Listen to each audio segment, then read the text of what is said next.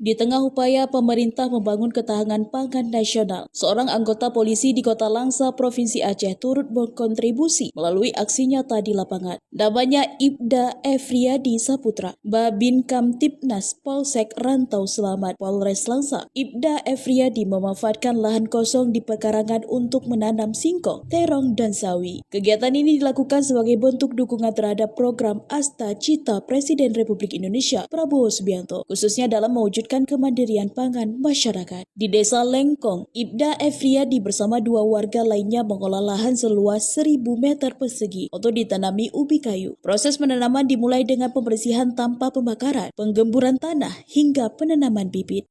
Saya bersama dua orang warga setempat telah menanam singkong dengan luas perkarangan kurang lebih 3 kali tanah atau sekitar 1.200 meter persegi.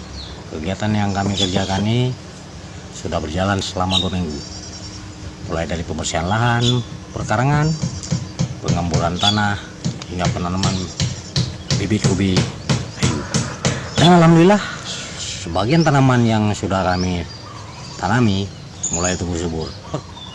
Kegiatan perkarangan pangan bergizi ini juga merupakan salah satu bentuk untuk mendukung program Asa Cinta Presiden Republik Indonesia Prabowo Subianto.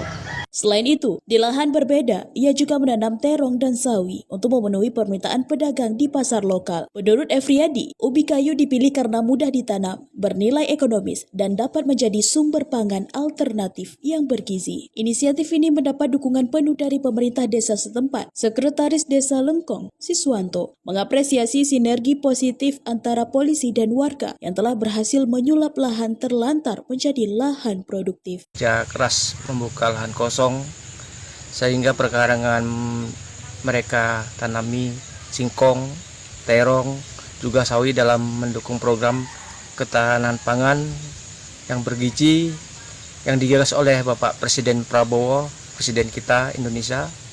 Selanjutnya mengenai inovasi yang mereka lakukan ini tidak hanya membantu ketahanan pangan, tapi juga mendukung kesejahteraan masyarakat, khususnya warga Kota Langsa. Langkah inspiratif dari Babin Kamtipmas ini menunjukkan bahwa polisi tak hanya berperan dalam penegakan hukum, namun juga aktif mendorong pemberdayaan ekonomi dan kedaulatan pangan di tingkat masyarakat. Dari Kota Langsa, Selinovita melaporkan untuk Puja TV.